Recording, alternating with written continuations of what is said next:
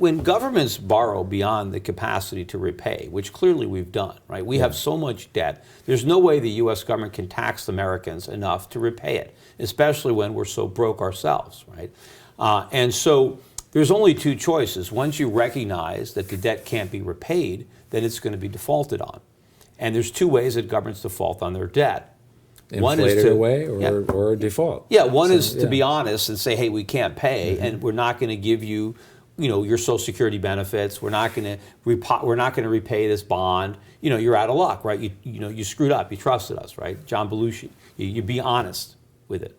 But most politicians don't have an honest bone in their bodies, and the last thing they're going to do is fess up, right? So historically, they print money, and if you've borrowed in the currency that you print, there's really no barrier to prevent you from doing that. And of course, the inflation that you unleash, well, you blame it on the speculator, you blame it on OPEC, you blame it on unions or whatever you're going to do, but you don't accept responsibility. And so what gold really is your hedge, your protection against that eventuality. Because when the government looks to deprive you of your purchasing power, when they look to default through inflation, when the government wipes out its liabilities, it wipes out everybody else's assets if they're in that currency. And so look at it as a giant tax, or if you hold currency, if you hold treasuries, you're holding the bag. You're the one that has to meet all those promises that the government has made. But if you don't want that, if you want to be apart from that, if you want to escape that, then where are you going to go, right? You have to go someplace where the government can't tax you. They can, and if you have dollars, if you have a treasury or a muni bond that's in dollars, they can wipe that out. They can take that purchasing power from you. They don't have to tax you. They just print what you own, and they steal your purchasing power because they spend this new money into circulation before you get a chance to spend yours, and they bid up all the prices. But if you have real money, then you prevent that from happening. And eventually, if the dollar collapses, the government won't be able to buy anything with its paper because nobody will accept it. And so if you have that same currency, no one wants it either. But they'll always want your gold. And you'll always be able to buy things if you have gold. So you said you don't like giving a price for gold.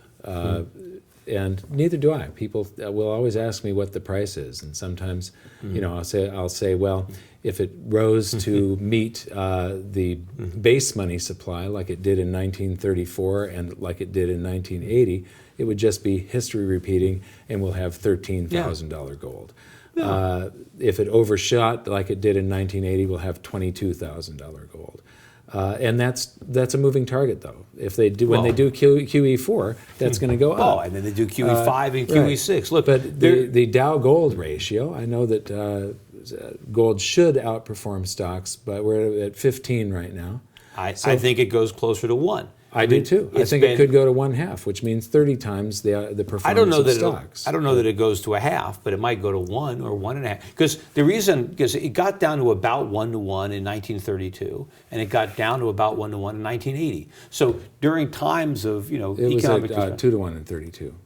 The Dow hit 40.22 points, and gold was 35. It was $20.67. No, they had already. When did they devalue in 35? They nationalized in 33 and they devalued in 34. All right, so at that point it wasn't quite. So that means the low for the Dow in terms of gold was 1980. Yes, exactly. Which shows you that stocks in 1980 in terms of gold were a lot cheaper than they were.